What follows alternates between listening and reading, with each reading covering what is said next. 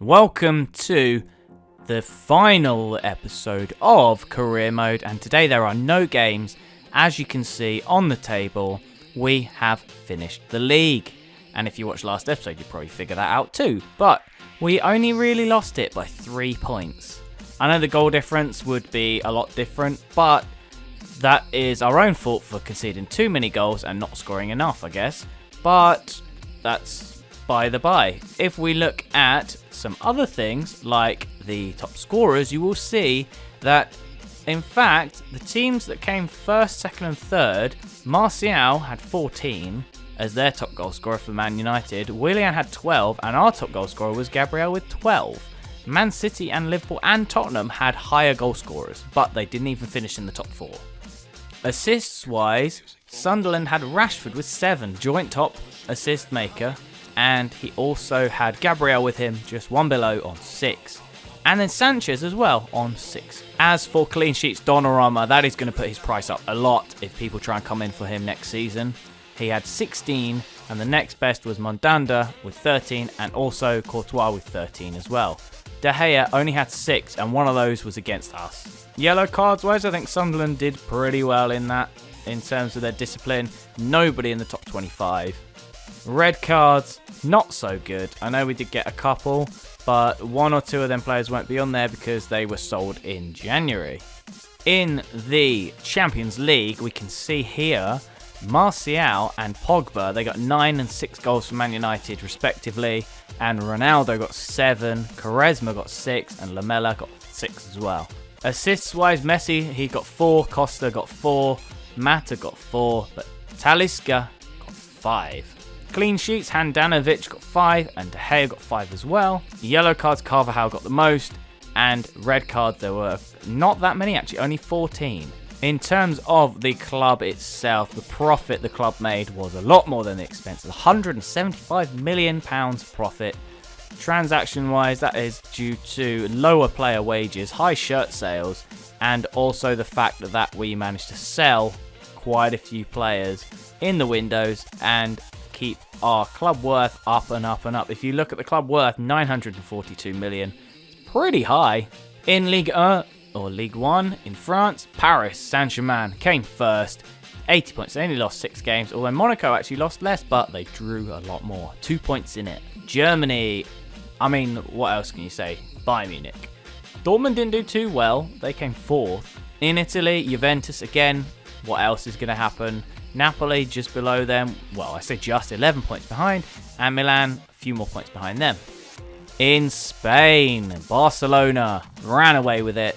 They had 93 goals for and 20 against, and they scored mega goals. They got 73 goal difference, and they had 94 points. Real Madrid, 10 points behind. Villarreal, only 1 point behind them. One final thing I'm going to have a look at is the squad report, and Donnarumma went up 2 points. Signed for 23 million. His value is now 25 million. He kept 16 clean sheets in 38 games, which is pretty decent in the Premier League. Then we have Mitchell Weiser. He joined for quite a low fee. I think it was like 9 million. He's up 14 million. He's gone up 2 positions, points on overall. Mere, again, he's gone up 1. Zuma's gone up 1. Baba went up 2 to 82 rated. Sanchez finally went up another one because he was on 80 for ages. He's gone up to 81. Then we have Kessie. He's gone up 2. He's still not an 80 rated plus player yet, but he's only 21. Marlos, we didn't really play him that many times towards the end of the season, so he's actually gone down 1, but he is also 30, which may be something that we look to sell because he is slightly older, maybe get someone younger in. Knudsen is our biggest climber, obviously, because we've been training him for so long. He's only 18, just turned it. He's 80 rated from 71 at the start of the season, and I think when we first signed him, he was about 59 rated, so in reality, he's gone up a lot, and he's also played 9 games this season. Gabriel, one of our better players, gone up to 81, plus 3 on his overall. Done quite well over the season, scored 12 goals, our top goal scorer in all competitions, I think, and he's done pretty decent. Then we have Rashford, 83 rated, gone up 3, signed for 14 million, and he's played 38 games, only scored 9 goals, but he's got 7 assists. Other players that we used a lot was obviously Guedes. We played him 19 times, he only scored 3 goals, but he's played 21 in total, and he only got signed for 12 million, but he's gone up 2 ratings. Pavon, he's gone up 2 from 77. He is only 22 though, so I mean, he's got plenty of time to improve, and he played 26 times for us. Again with Donza, pretty much similar to Kessie. They are basically the same player, just with a different face. They have good stamina, they can powerful, they can be fast, their passing's average, and their tackling's pretty average as well. But they're both 21 as well. Damari Gray didn't play as many games as he'd probably like to, but whenever I've played him, he's not been that good. He's only rated 77, and we may look to sell him, but maybe keep hold of him just in case we get some injuries. Andrew Robertson is just a backup left back, so we don't really play him too much. He's still played 21 times this season though. Bertrand Traoré, he only got 1 goal and 3 assists since he's came to us, but his average rating is 7.3. He has been a very good player since he signed for us, and he is somebody that we desperately needed on that right hand side of the pitch. He's a value 22 million, we signed him for 12, so even if he sold, we would probably double our money easy. Charlie Musonda, unfortunate for us, he was injured for pretty much half the season. He only played 17 games, he scored 4 goals, which is probably one of our better returns from anybody. It's just a shame he got injured. Whilst I am simming in the background to the end of the season, I'm going to just talk about what my plans are maybe for this series, because, and I say maybe because I'm not quite sure yet.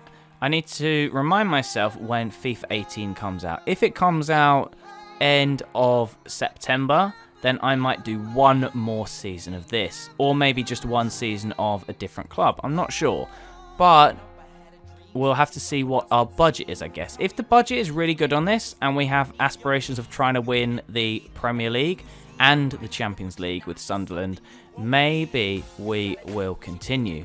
If we don't have the aspirations and our budget isn't very high, and it is difficult to actually get anybody in that would improve the squad significantly enough that we would actually be able to challenge for that sort of prize, then we would just have to sort of stop the series, and maybe I'll choose a different club just for 1 season and see if we can do something with them. Maybe I'll just do one with Chelsea, because obviously, as I've said before, I am a Chelsea fan, and maybe that would be something that interests some people. While you're watching in the background here, you can see every week of the end season, I am trying to just boost up some of these younger players. As you see, Johansson there, he's gone up a couple of ratings. He was 57, now he's 61, and that's just in the last couple of weeks of the end of season. You can get these young players up pretty quick if you train them week in, week out, every week, and don't forget to do it. And this is actually going to be the end of the episode. It's just a short one, just to round up the end of the season. Let's have a quick look at the board expectations, because I don't think we did very well. We got that, because that was Knudsen. We played him more than 5 times, and he's gone up overall more than 5, definitely. He's gone up about 20. Brand exposure, that's over 3 seasons, and we got 1 season left. And in reality, Sunderland sell out every game, or every game pretty much, so I don't see how we can even do that. Continental success, we didn't reach the final of Europa League. I don't know how they thought we would.